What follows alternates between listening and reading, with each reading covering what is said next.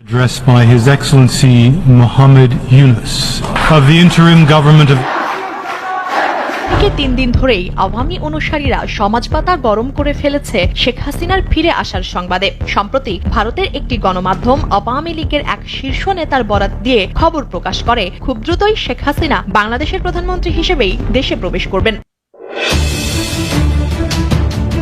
একদিকে যতই দিন যাচ্ছে ততই খারাপ হচ্ছে দেশের পরিস্থিতি, অন্যদিকে ডক্টর ইউনূসকে ক্ষমতা ছাড়তে কঠোর আলটিমেটাম দিয়ে বসলেন ট্রাম্প।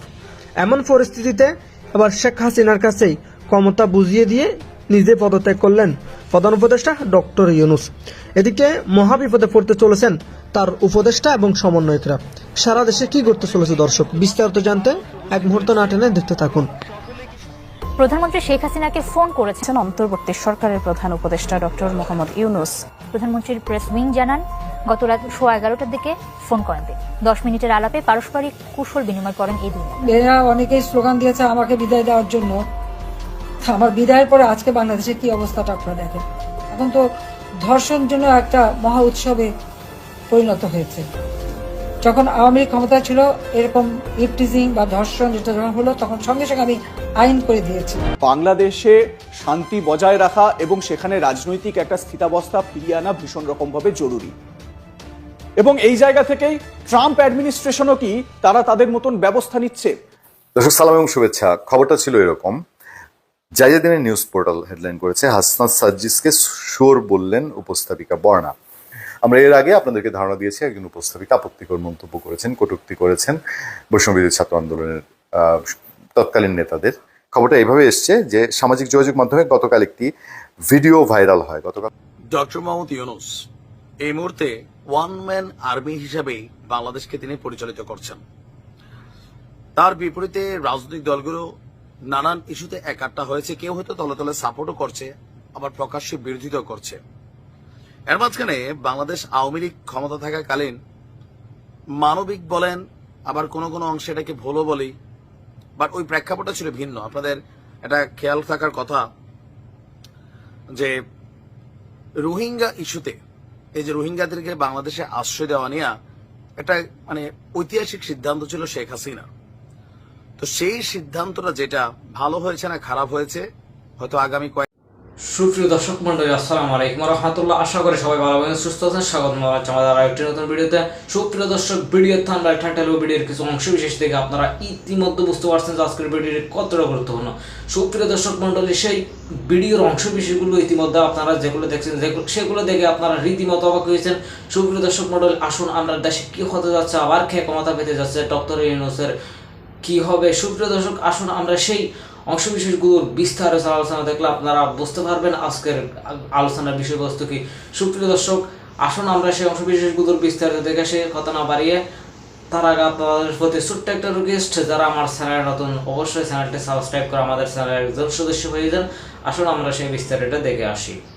বাংলাদেশে হ্রাস করছে, যেটা সত্যি আমাদের জন্য খুব দুঃখজনক। এরা অনেকেই স্লোগান দিয়েছে আমাকে বিদায় দেওয়ার জন্য। আমার বিদায়ের পরে আজকে বাংলাদেশের কি অবস্থাটা আপনারা দেখেন। আজকে মেয়েদের সম্মান নাই। মাইকিং করে বলা হয় মেয়েরা বাজারে যেতে পারবে না, মেয়েরা কিভাবে কাপড় চোপড় করবে সেটাও যেন একটা নির্দেশনা দিয়ে দেওয়া হয়, এবং মেয়েদেরকে ঘর থেকে যেন বেরোতে না পারে। আর অনবরত এখন তো ধর্ষণ জন্য একটা মহা উৎসবে পরিণত হয়েছে। যখন আওয়ামী লীগ ক্ষমতায় ছিল এরকম ইফটিজিং বা ধর্ষণ যেটা যখন হলো তখন সঙ্গে সঙ্গে আমি আইন করে দিয়েছিলাম। এমনকি যে ধর্ষক তার পরিচয়টা যেন প্রচার হয়, তার ক্যাপিটাল পানিশমেন্ট যাতে হয় সেভাবে আইন করে দিয়েছে। কিন্তু এই 2024 সালের আগস্ট মাসের 5ই আগস্টের পর থেকে আজকে কি অবস্থা বাংলাদেশে।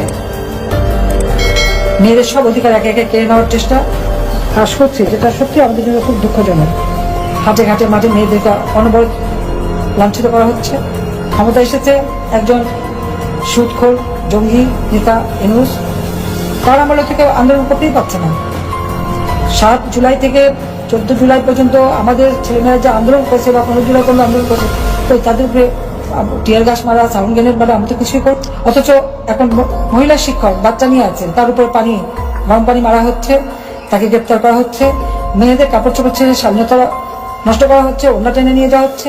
এই ধরনের অনাচার কিন্তু চলছে।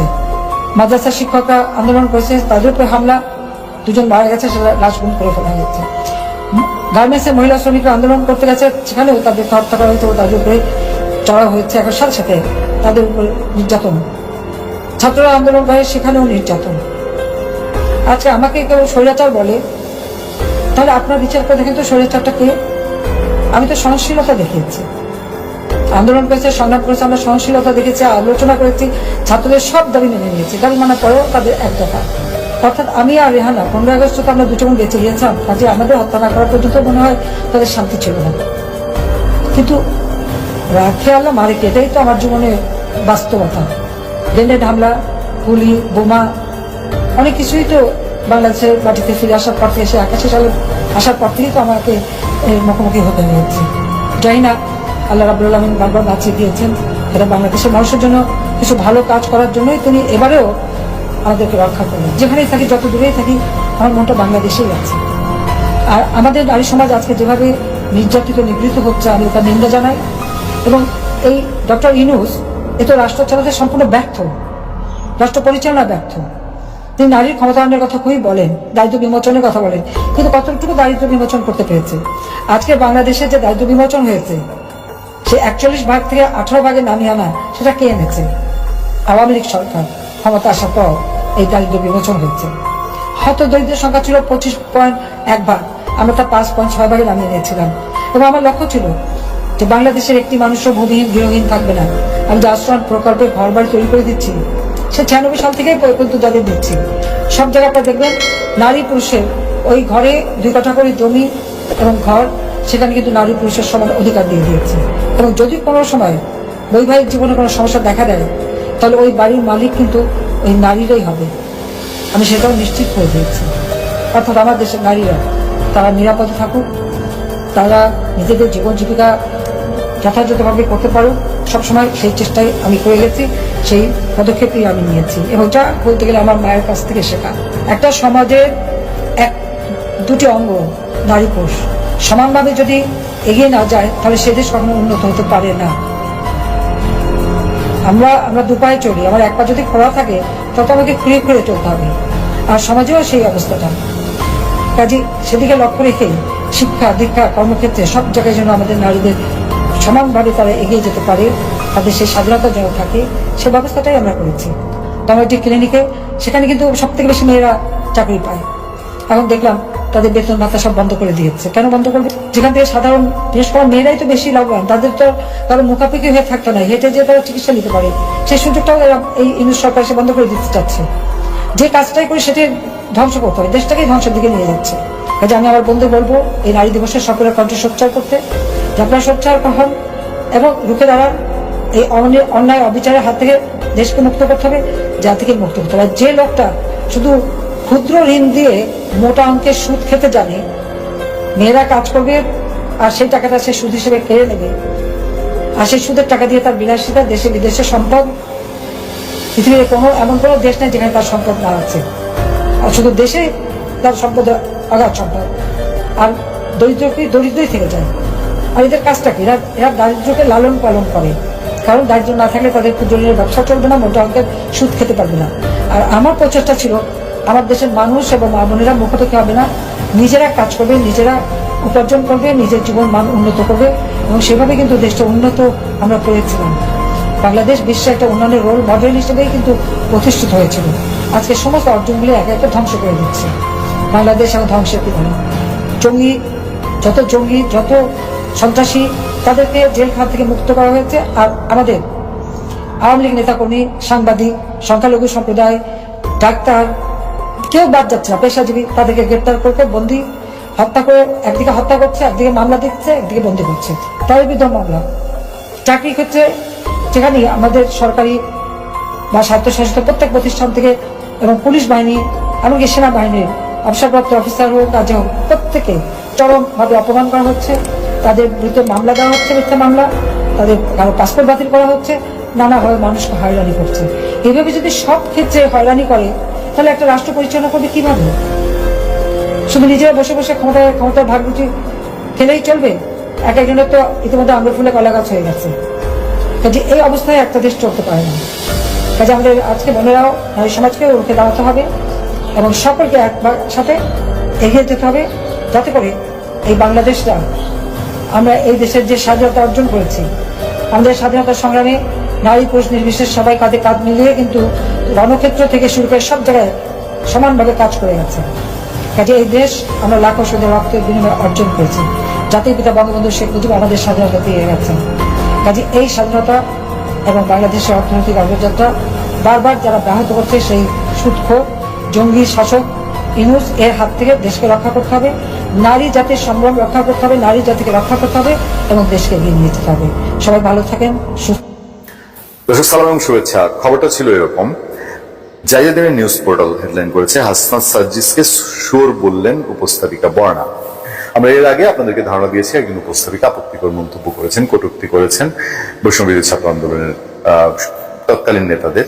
খবরটা এইভাবে এসছে যে সামাজিক যোগাযোগ মাধ্যমে গতকাল একটি ভিডিও ভাইরাল হয়, গতকাল মানে 12 মার্চ 2025, যেদিন মাগুরার শিশুটি মারা যান, ধর্ষণ শিকার শিশুটি।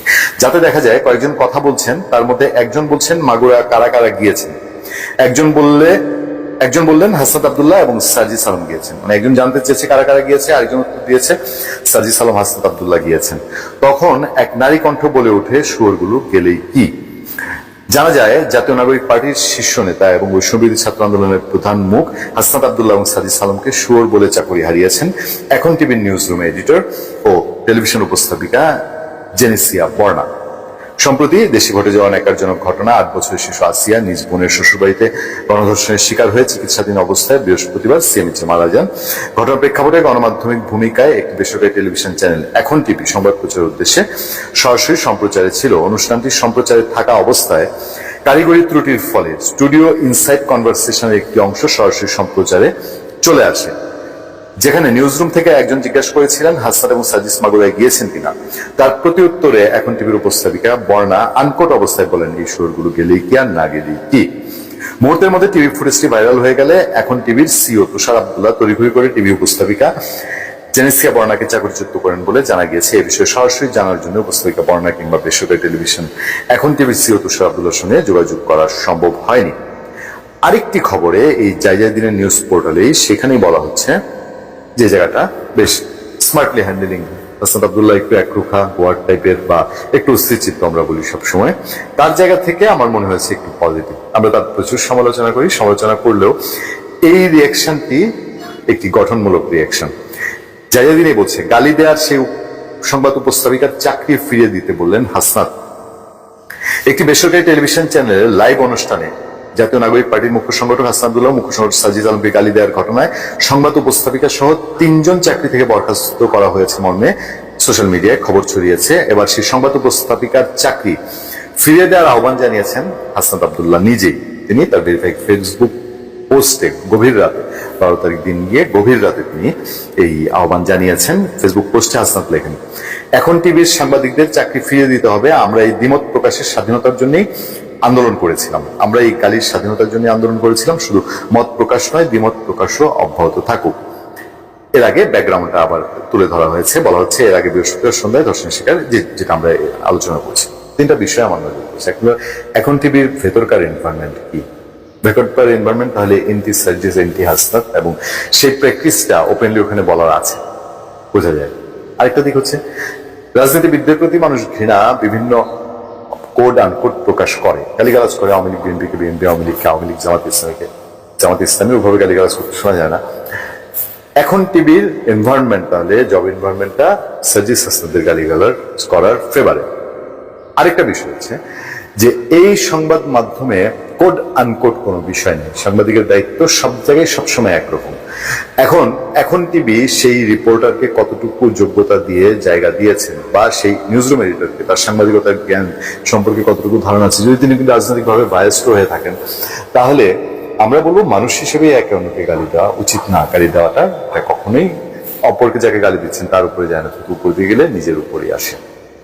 আরেকটি বিষয় হচ্ছে এই যে সংবাদ উপস্থাপনা, এইসব উপস্থাপনার ক্ষেত্রে এই ধরনের মানুষকে দেয়াটা এটা একটা মুসিবতের কাজ। এই ঝুঁকিটা এখন টিভি টের পাচ্ছে। সবশেষ হচ্ছে টেকনিক্যাল বিষয়। টেকনিক্যাল বিষয়ে যদি এই এরর হয়ে থাকে, আমরা এর আগের কন্টেন্টে আপনাদেরকে জানিয়েছি টেকনিক্যাল কি ধরনের এরর হয়, আমরা নিজেরাও সেই টেকনিক্যাল এররের মুখোমুখি হয়েছি, সেটা রিপিট করলাম না, আমার অভিজ্ঞতা রিপিট করলাম না। কিন্তু টেকনিক্যাল এররের মাঝে আপনি কিভাবে চলবেন, কিভাবে থাকবেন, সেটা ভিন্ন বিষয়। এখন মানুষের ক্ষোভ, ঘৃণা, আক্ষেপ ব্যাপক মাপে থাকতে পারে।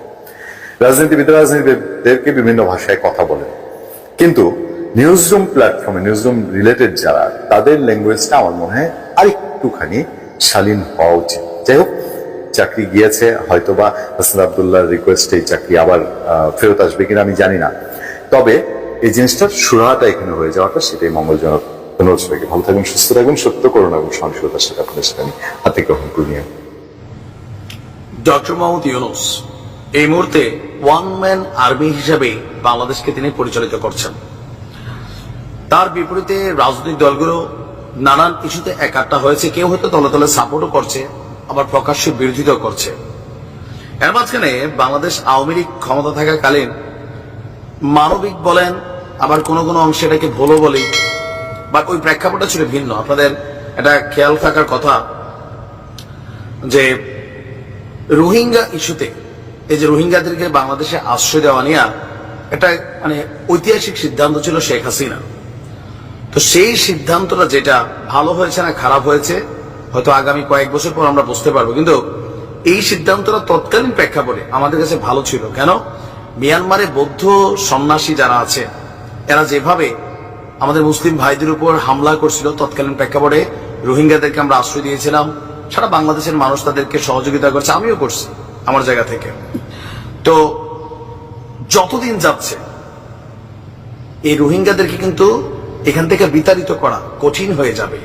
আর এর মাঝখানে রোহিঙ্গা ইস্যুতে গতকালকে আপনারা জানেন যে জাতিসংঘের মহাসচিব আন্তোনিও গুতেরেস তিনি বাংলাদেশে আসছেন, তাদের সাথে দেখা করছেন, সেখানে ইফতার করছেন, অনেক আশ্বাস দিয়েছেন। মানে সকল আশ্বাসের মধ্যে আমার কাছে খুবই আশ্চর্য লাগছে। অসংখ্য ধন্যবাদ সৌন্দর্য সহকারে সম্পূর্ণ ভিডিওটি দেখার জন্য। আমাদের চ্যানেল নতুন হয়ে থাকলে চ্যানেলটি সাবস্ক্রাইব করে, লাইক, কমেন্ট, শেয়ার করে সাথে থাকুন। সুপ্রিয় দর্শক মন্ডলী, ভালো থাকুন, সুস্থ থাকুন। দেখা হচ্ছে পরবর্তী ভিডিওতে। আসসালামু আলাইকুম।